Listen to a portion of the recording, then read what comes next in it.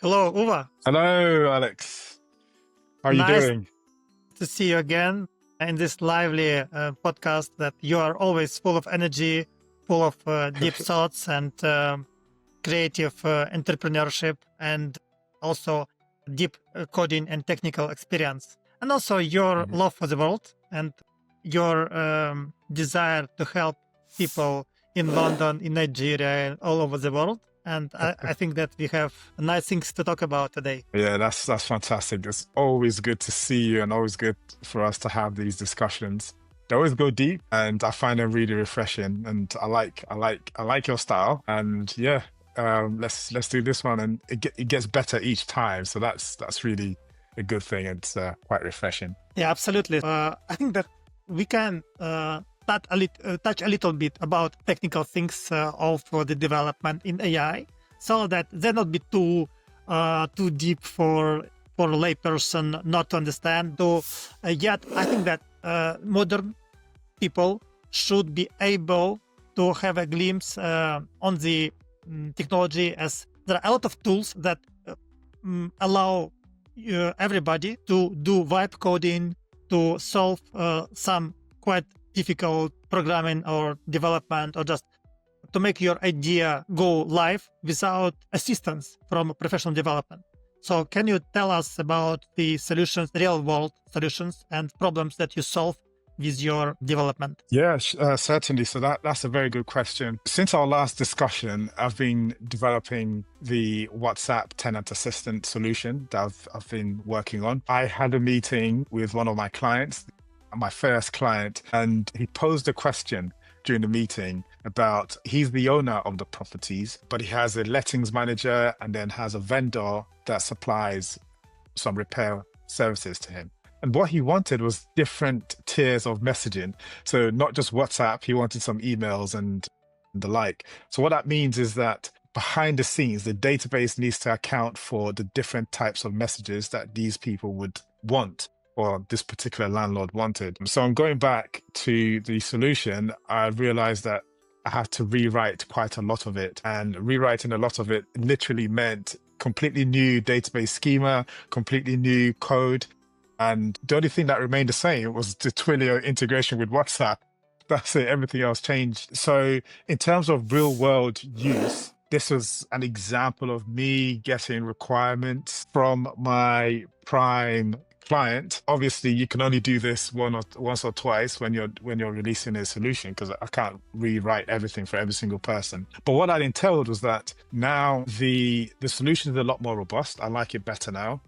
I use some vibe coding tools, like you mentioned. Cursor obviously comes in quite handy with a lot of the code that I'm writing, especially the chatbot side of things. That's a lot of it is reliant on Cursor generating the Python code that I need for it. And then for the database, for this, I'm using a combination of databases. Redis database for speed, because that caches things in memory and you can query the database really quickly. And I use that to hold the history of conversations. So when questions are asked of the model, it's got the history in its context. This is in addition to the memory that NA10 gives you, because NA10 AI agents also give you the ability to connect Redis. So I get two sets of context within the requests. So that's ready. There was a tight deadline to have this ready 4 days ago. I got it to the point where a version was ready and the landlord and his lettings people are ready to start testing. It's not gone live yet, so it's still in my sort of dev environment. It's not live because there's still some approval with Meta for his phone number and the like. So in terms of real world, it's the WhatsApp, this tenant assistant. There's been a lot of interest in it, and having a client who's understanding and is prepared to push the tech a bit. It's double-edged sword, but in this case, it's been quite good. Yeah. Thank you for sharing this. And so from the days of my younger years, we had to write everything almost in Notepad. and all the code in PHP. And whenever something went wrong, had to review every line. One of our first clients were the group of American caricaturists, which needed to organize their art on the website. And I did a simple admin panel with PHP and MySQL. And so they looked at me like a magician that because they do everything in simple like Dreamweaver and put HTML code and put everything. And they said were very complicated. They needed to upload their caricatures, their art regularly and organize it. So I did this, and they were. Can you explain for when should a businessman or an entrepreneur learn Make or NA10? And so how long does it take, and what concepts should he understand to start learning automation tools, and when he can go deeper and hire a developer who goes to the vector databases, like you mentioned, with deeper context window and like Redis, you said Redis, and like Supabase or like other vector, you could quote some Amazon services. So what is the path and what level of complexity is needed for each stage? Yeah. Okay. So I think that's a very good question. And it's a long question, right? So my client told me yesterday that he doesn't care about the technology. He just wants it to work, right? He's not interested in learning Make or NA10. He just wants it to do things. So I think that's always been the case, where you have the entrepreneur who's not interested in the tech. He just wants to solve problems, and he will hire people that know how to solve that problem. Now, in terms of the space we operate in, you and I, we are the ones who essentially take the problem, take the tech, connect them together, and then present a solution to the world. If you're also the entrepreneur who has to take business requirements and produce a solution, then I think one of the first things you have to do is have a creative mindset, right? You have to understand that, firstly, the creativity might come from the point of, all right, this person is asking for many things, but what is the key solution that he needs? What is the MVP? What is the minimum product that he has to have? The entrepreneur who's taking business requirements and is also delivering the solution has to have some creative mind. And that creative mind is as simple as, okay, what different steps do I need to put together in order to have a solution at the end? So if we take the WhatsApp tenant assistant, for instance, what things need to be true for this solution to work? And the things that need to be true are, you need the information coming in from your landlord, so the tenants, you need the property, you need the knowledge base, all the frequently asked questions, the house rules. So those things are inputs. Now, where are those things going, and where would that information be stored, right? So, okay, so those things, those bits of information will go into a database. How do I carry that information from what's presented to me and store it in the database? And how is it going to be stored so that it's easy to retrieve? So those are the steps you're going through at a high level. And then you say, what solutions can solve each one of those steps? So from a high level, you start to drill down. How am I going to get this information? How am I going to save it? How am I going to store it? And then when you have that flow, that can easily translate into something like Make, because with Make, it's a pipeline. It's a pipeline from the beginning to the end. So the pipeline, the information comes in. How's the information going to come in? You say, okay, I'm going to have an endpoint. So website, an endpoint that gets called with these bits of information. What bits of information? Okay, I need to be able to pull the information from Google Drive. So then, okay, I need a Make module that will pull the information from Google Drive. And that way you just stack the different modules together. So each module is essentially a task.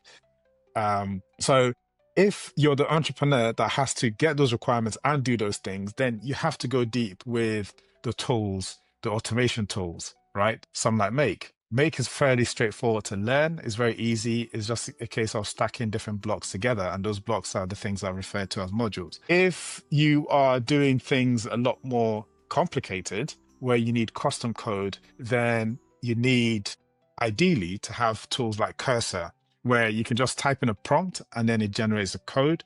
You run the test. If it works, you then ask it how you can tie this into your NA10, and it will tell you how to do it and which type of node to use and what kind of tweaks you need to make. So you are doing multiple things as the entrepreneur. You're gathering the information, you are looking at the solution at a high level. So that's your high level design. You then go deeper into each step, and then you ask further questions with your AI. So that in that case, your AI is your co-pilot, is your assistant, is helping you do those developments. But at each stage, have AI in the background to ask questions and use those answers to build your solution. Yeah, that's quite a complete description and explanation of how this works. And I felt in love with Make this year. Before that, it was Integromat, and I think that with the AI, as the service worked also the Zapier and other services for automation. They worked for a while, and I used it for some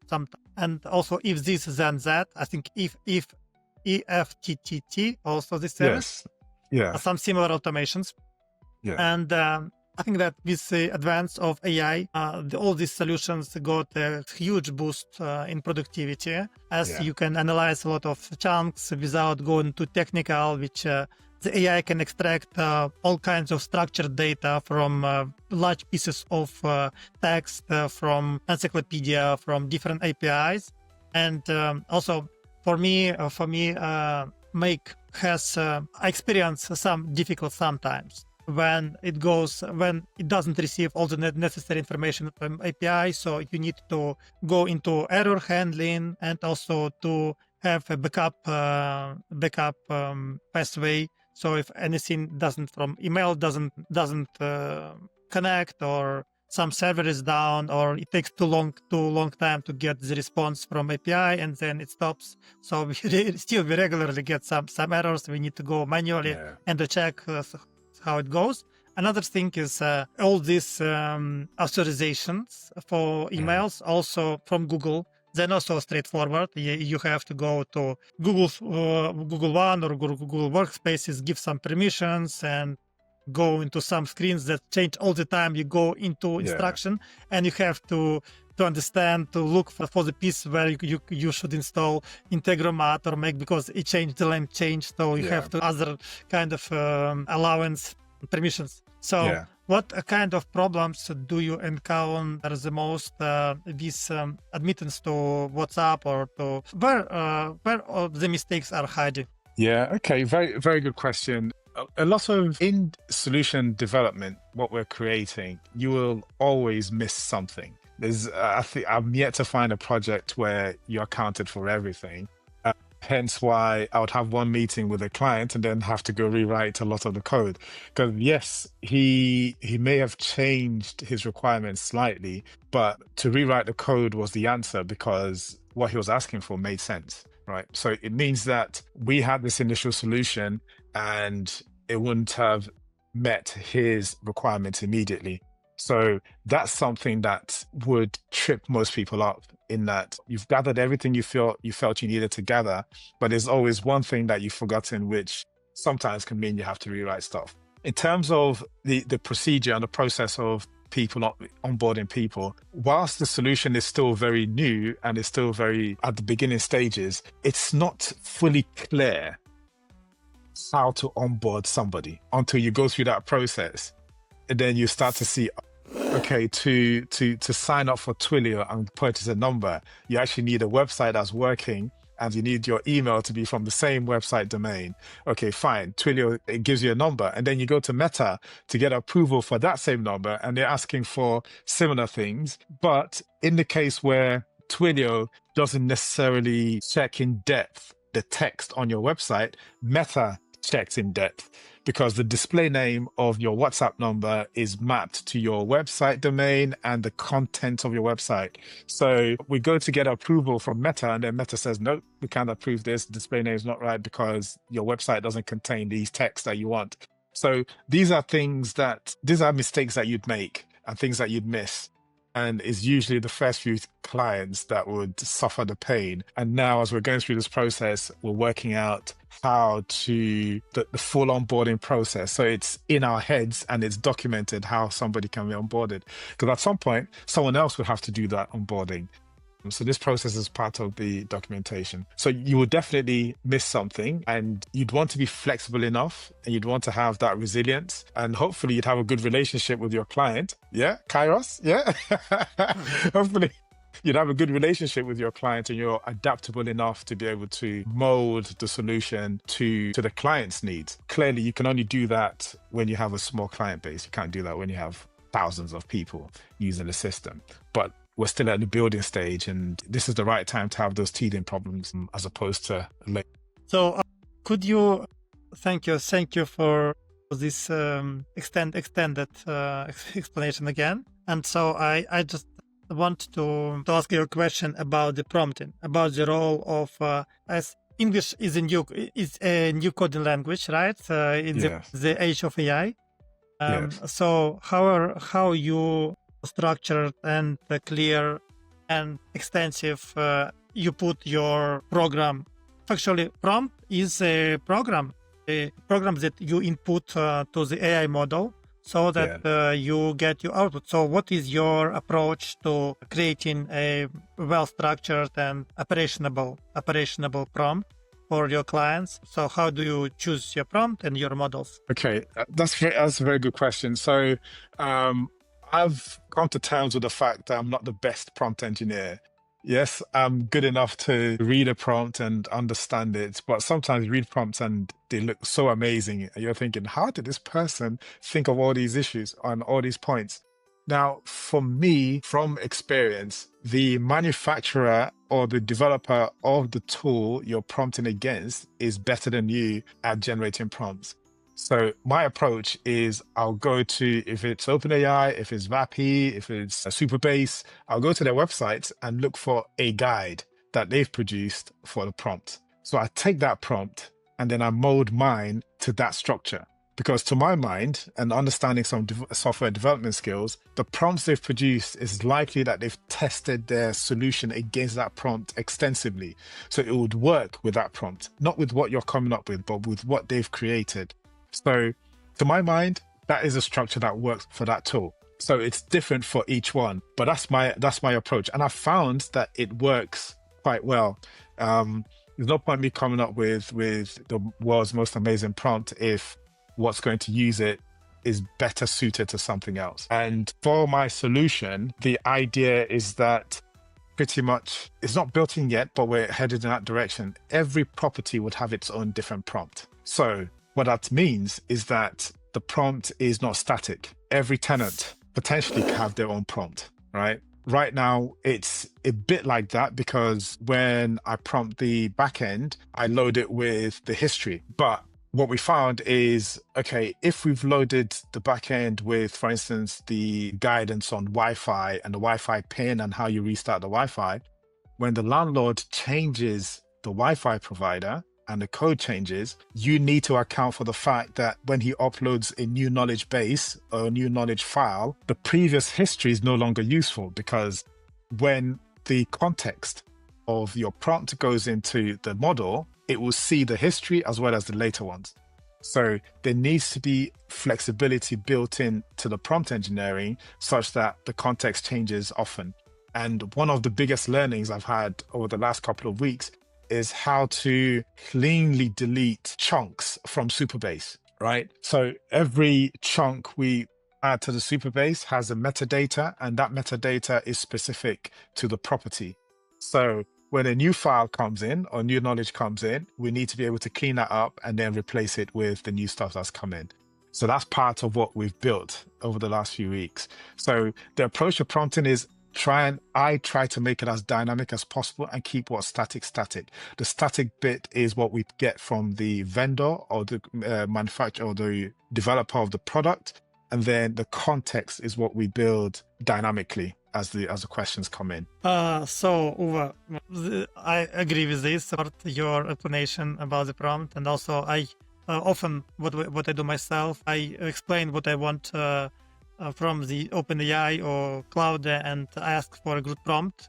I use it all the time for generated images. I have explained him to him the concept. And now I'm producing video and I use VO3 for this, and I use Sora, and I use also Leonardo and other videos AI generated. But so I always ask for a prompt for an image, and I see his creative process with very detailed explanation of what image can go well with this concept, with this episode. And also for the general like article creation, I ask for a prompt first. So it's a two-legged, two-tiered process. So first, I ask for a prompt, then I review it, maybe I adjust it a bit, and then I give it again to this. And even I can use different tools, or there is a tool called Prompt Tells for this to check how different prompts work. But what do you think, Uwe? What is the role of human? Do you think that the easiness with which we create prompts and get ideas and get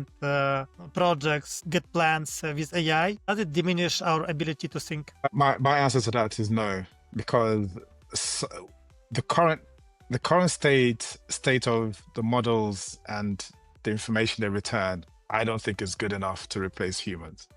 Right. So the prompt comes back. I do similar to yourself. I do recognize the process you follow. You ask ChatGPT to give you a prompt, and then it produces a prompt. But like you said, you still have to review it and you make some changes. So there is still the human element to it. The analogy I use for AI is that many years ago, real estate developers in London had to hire helicopters to fly over London looking for spaces where they can go and build, right? They're just looking for pockets of land within central London where they could do development. So you had to pay money to hire a helicopter to fly around, right? Of course, Google Maps comes along and all these imaging solutions come along, and it's now so much easier to spot those spaces where you can develop.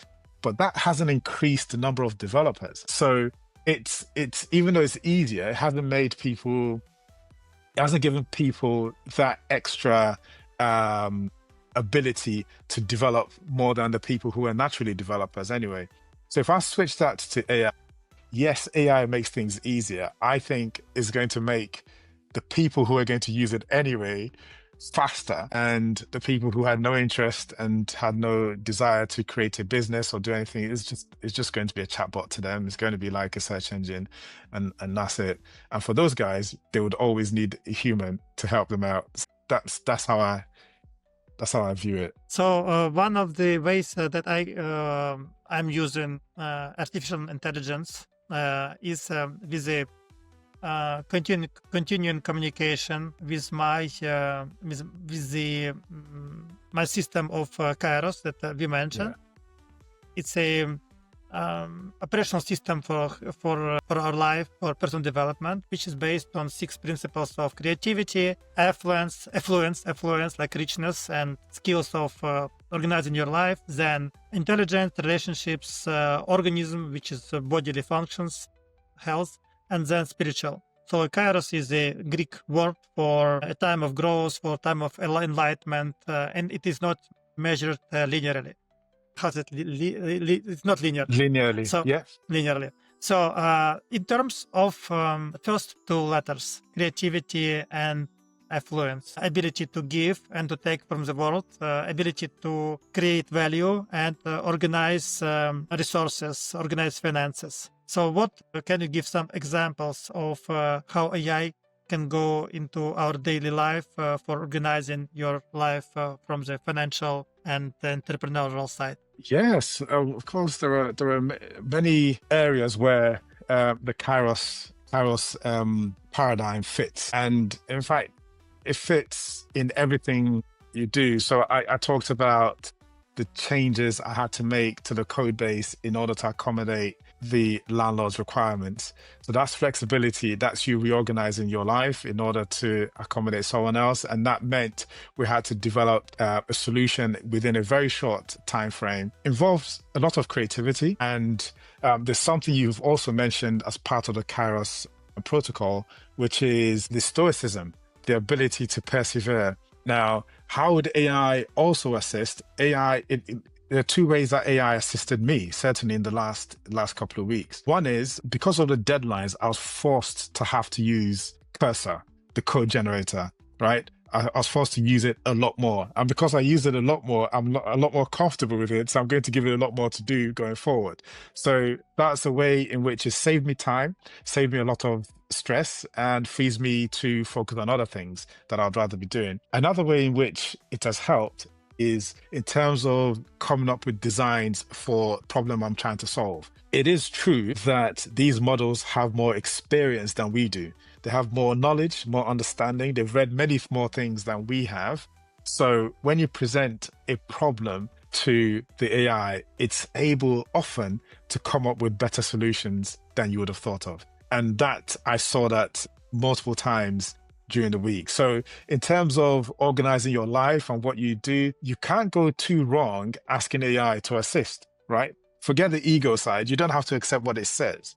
But if you're prepared to recognize that something else can actually be better at what you're doing than you, then present the question and watch what comes back. I think that is the biggest hack that we have right now. I'm using it for all sorts of things. Holiday planning, event planning, questions with my development, rewriting different other things that I found it. And you'd find out about it in a few weeks' time once it's ready. You know, the tool that I talked to you about, the Valap, you know, I'm using AI and it's redesigning it and restructuring it. So I think that's the biggest benefit that any one of us can have with AI at this point in time. And it's right in the palm of your hands. So yes, use it. Uva, can you...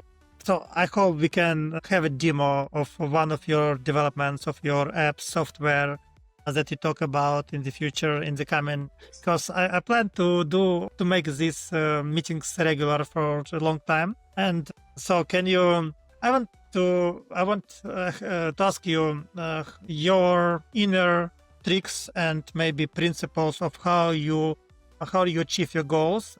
What is your philosophy around your grit, perseverance, and Stoic principles, not only in your professional life, but also in life?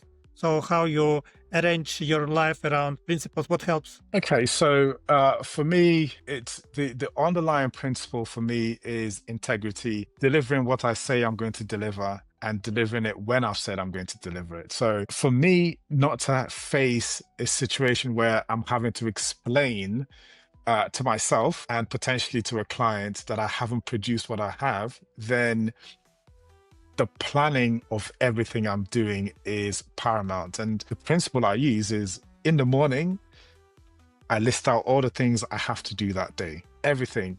And some of it I don't get round to, but everything I list, and then I list in the order in which they have to be accomplished. Like today, you and I are meeting for this podcast.